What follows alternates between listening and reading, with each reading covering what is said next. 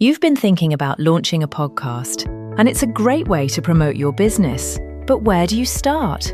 You have so many questions. What equipment do you need? How long should an episode be? How do you get listed on Spotify? About Basingstoke is the answer. We're professional audio producers with decades of experience. We can advise you on your podcasting strategy, record your episodes, or show you how to do it yourself, get you listed on all the major platforms, and help you understand audience building and ways to turn listeners into leads. Find out more at aboutbasingstoke.com/podcasts. Oh, and if you think you have to do video because who listens to audio these days? Well, you're listening to this, aren't you? Get professional podcast advice and production. Visit aboutbasingstoke.com/podcasts.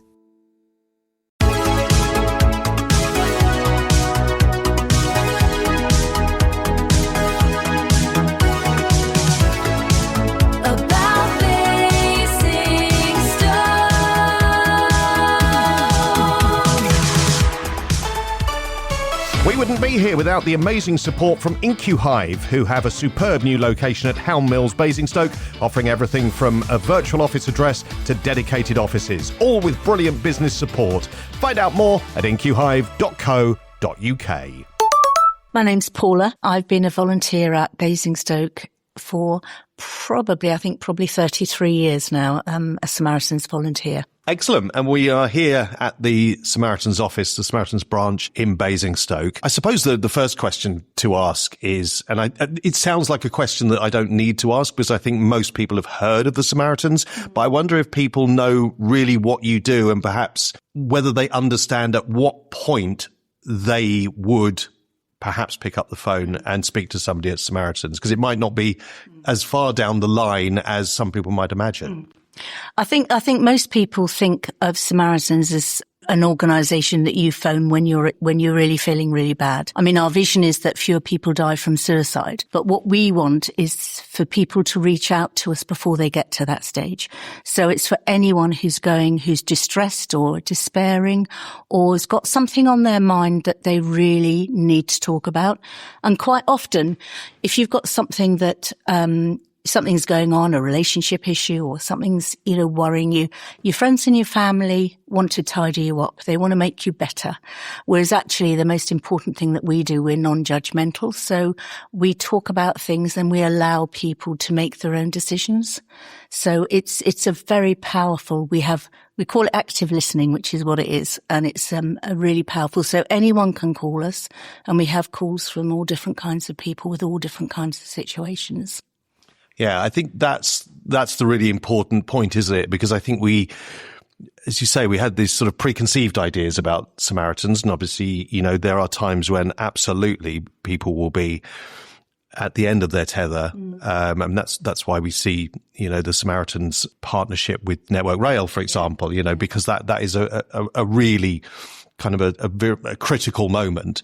But it's really important that you say that people can just phone and talk and that you're non-judgmental, because I think even with family and friends, there will be some element of judgment. They think they know what's best for that person, but sometimes all somebody needs is someone to listen. Yeah. Yeah. And we're completely confidential as well. And that's the other thing that's really, really important to a lot of our callers, that they know, we never know who they are. We never know where they've called from. We have a 24-hour, it's a national number. So, the call will come to the first volunteer that's free. So it can be from all over the country. So we never know where you are. And unless you tell us your name, we don't know. And we don't have any contact. We don't know where you're phoning from, what your phone number is or anything like that. So that's really important as well. And sometimes I imagine people call with things that they may have been thinking, I don't know if this is appropriate to call the Samaritans or to talk to somebody else about, because yes, it's bothering me, but is it enough? Is it a serious enough problem? That's why we're non-judgmental. What's a problem to one person might not be to another. And it's about taking people where they are and sitting alongside them really and listening to what's going on for them. I think we all know from times in our lives, there are some times where maybe you've had a sleepless night thinking about something, it's been preying on your mind, and then just being able to have a conversation with somebody, just being able, and that sort of helps to process it and put it into some sort of order, and you see it maybe not, even when you're talking about it yourself, you see it not as being such a big problem as perhaps you perceived it to be. And sometimes it is, sometimes we'll talk to people who are going through a really difficult stage. And at the end of the call, they still don't feel any better. However, they know that there's one person in the world that's heard them and listened to them. And that's very important. I mean, overnight is obviously the time when we're most busy, I would say, although we're busy all the time. We get lots of referrals. We get signposted from a lot of organisations that close overnight. So, and that is the time in the early morning, when you can't call your friend, you don't know what to do, you can't sleep. That's the time when I think our service is particularly important. We know what's going on in society. We hear about the loneliness. We hear about the issues about homelessness or job loss or bereavement. And you tend to find that when things are going on in society, it does upset people. So, we will get calls at the moment about worries about what's going on in the Middle East. I think emotions are the same.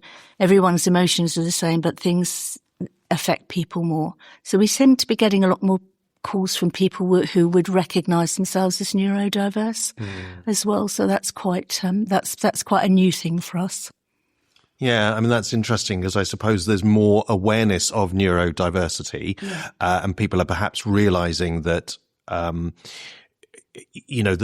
they do have one of the, the many, many things that would fit into that bracket. They may not have an actual formal diagnosis, and they may just want somebody to try and help them, I suppose, or to talk to somebody so that it helps them to make sense of the world that they're trying to make sense of. Yeah, that's true. And it is about that. It's about asking the right questions and allowing people to think about what's going on. We also get a lot of calls from prisoners. Some of our branches, the branches that have got prisons within their areas will support them as well. But we do get a lot of calls from prisoners and I mean, they're quite difficult calls because obviously most prisoners are still locked up for probably 22 or 23 hours a day. And they can be quite challenging, the calls from prisoners, quite difficult. And I think even at this point of the interview, we should say the number is 116123. Yeah. Yeah. And it's good to have that stored in your phone, not necessarily because you think you might use it, but you never know when you might encounter somebody who does. Yeah. And that is really important. We ask people, we do a lot of outreach. So we give cards out and people go, no, it's fine. And we say, no, it's not for you, but maybe you might know someone, or you can leave it on a bus, or you can leave it on the train. Somebody might need it. And of course it's free. And not only is it free, but it's free if you've got no credit on your phone either. So you can get through. So let's talk about the volunteer side of things, because Samaritans is a volunteer organisation. You rely on those people here in Basingstoke and, of course, around the country to answer the calls. And with more demand, I'm imagining the phones are ringing more and more, and there is more demand. What sort of people would typically, and I know that's a difficult word perhaps, but typically make a good Samaritans volunteer? I mean, we say that anyone who has got the same kind of values. So in other words, you need to be non-judgmental. You need to be caring. You need to be, really anyone can be a Samaritan as long as you believe in our core values. And of course, self-determination is one of them. So that for some people is a no-go area at all. The only people that we can't take are police people, should I say, because they have a duty of care. If they hear something on the phone, they have to report it. So, but anyone can be. I mean, our branch here is very diverse. We have, 19-year-olds right up to 80 plus, all different kinds of people really. And it's one big family. And I think most branches are the same. Yeah. And I suppose, not having sort of a particular criteria, it's not you have to have a counselling background or you have to have this background. That's actually helpful in this situation because you never know who's going to be at the end of that phone. Yeah. And I think that's really important because we're not counsellors. We do active listening and it's very, very different. We've had quite a few mental health first aiders come through to become volunteers, which is very new to us because that's quite a new position in a lot of firms. And they come in and a lot of them said, gosh, I didn't realize how difficult it is when they start doing the training. The training is excellent and it's consistent throughout the whole organization. So whichever branch you do, you'll follow the same training. And they don't realize just how difficult, it sounds difficult, but it's actually very simple to do active listening. And that's what we train our volunteers to do.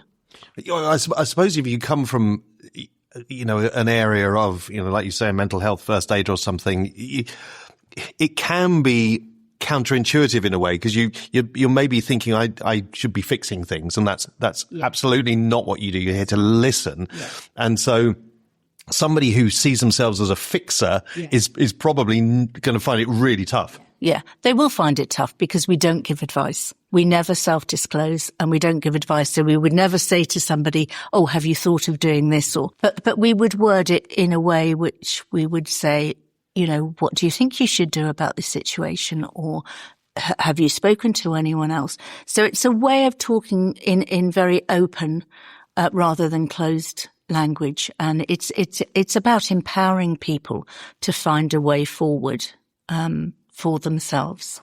Yeah, because very often the answers are there inside us, aren't they? But when you're in a state of distress, you're in a state of panic, that's the time when you just can't access what's inside you. Yeah. It's like breathing, isn't it? When you're stressed, you're shallow breathing. And when you're distressed, you're sort of shallow thinking in a way, and you're not going deep into your mind and thinking, actually, the answers are there. But somebody who's helping you to bring that out is kind of what you would get when you phone Samaritans. Yeah. I mean, we say that we tell our trainees, you listen for the trigger points. So things that people say, they might say something like, oh, I don't think I can do this anymore. And you listen to the spaces as well. And you reflect and you clarify and you make sure you've got things right and you go back and you say, when you said so-and-so and so-and-so, what did you mean by that? Or how do you feel about that? So it's a very sort of subtle way of, empowering people to actually come to their own realization sometimes. And for them to say it out loud, you'll ask a question and they say, oh, I hadn't thought about it. Gosh, yes, that's right. And it's like a light bulb and you think, oh, that's good. It can be, and it's a fantastic, really is a fantastic organization. It's a real privilege to do what we do, I think. Real privilege. And you mentioned the training. So what does that look like in terms of the commitment? How long does it take to train up a new volunteer? The training starts, I think there's about 6 weeks of face-to-face training, which is 3 hours long, plus homework as well, lots of online modules.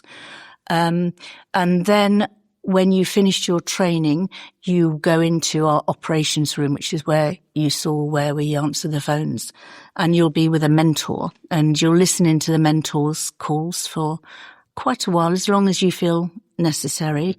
And then you'll start taking calls and your mentor will sit alongside you and listen into your calls and support you. And that normally goes on for probably 6 to 8 weeks.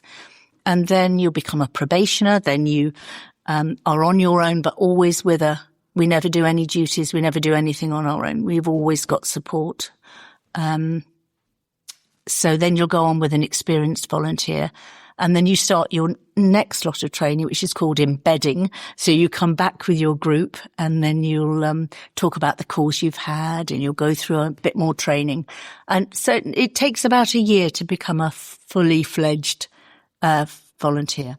And then what's the expectation of the commitment of somebody once they are a fully fledged volunteer? So we say that probably a duty a week, and a duty is 3 hours.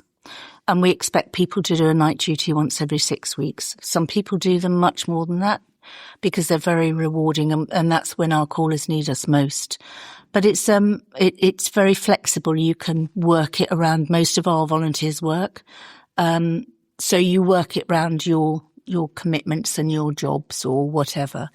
It's an online rota, so you can just click in and out whenever you want to. So it's very flexible, but it is different kind of volunteering. Samaritans volunteers are very special because of what we hear, and so we do expect a lot from our volunteers, definitely.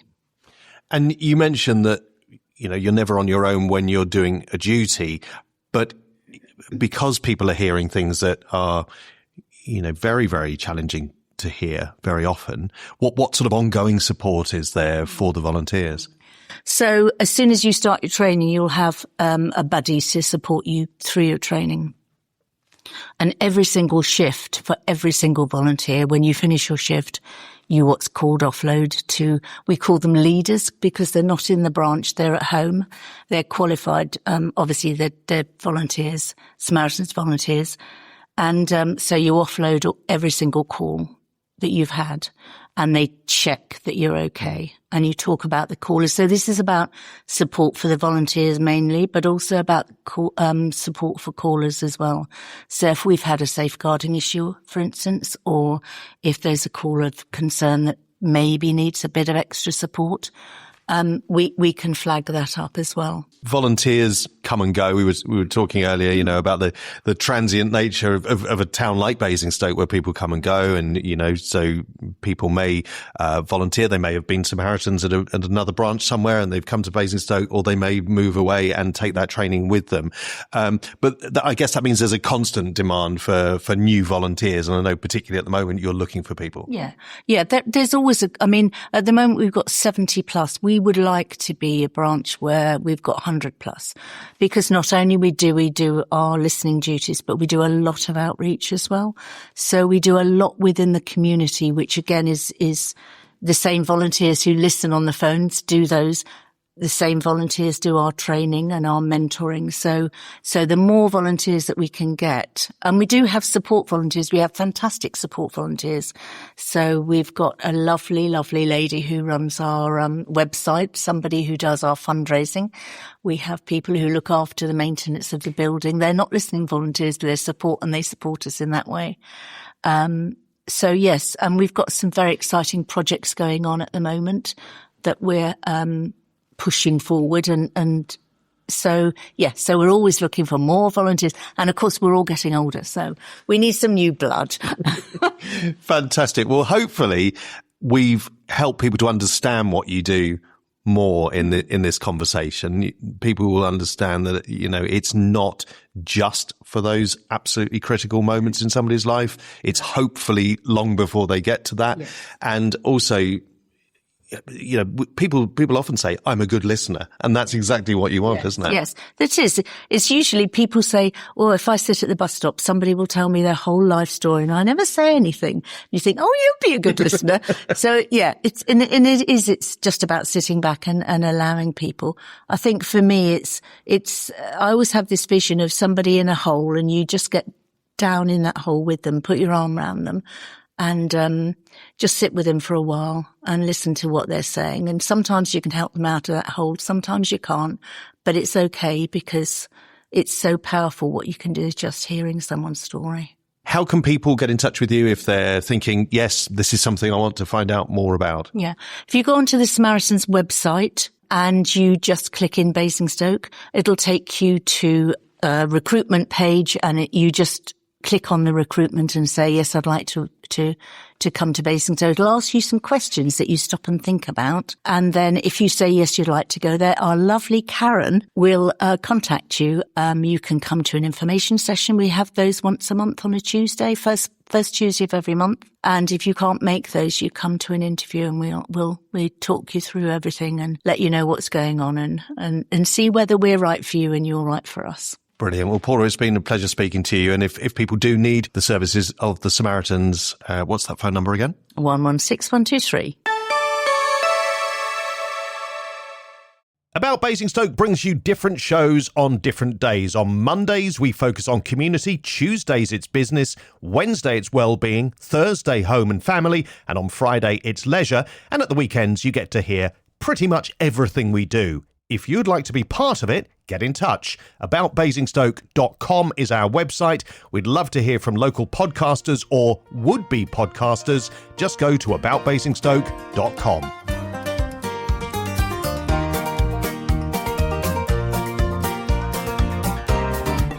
About Basingstoke. You've been thinking about launching a podcast, and it's a great way to promote your business. But where do you start? You have so many questions. What equipment do you need? How long should an episode be? How do you get listed on Spotify? About Basingstoke is the answer. We're professional audio producers with decades of experience. We can advise you on your podcasting strategy, record your episodes, or show you how to do it yourself, get you listed on all the major platforms, and help you understand audience building and ways to turn listeners into leads. Find out more at aboutbasingstoke.com/podcasts. Oh, and if you think you have to do video because who listens to audio these days? Well, you're listening to this, aren't you? Get professional podcast advice and production. Visit aboutbasingstoke.com/podcasts.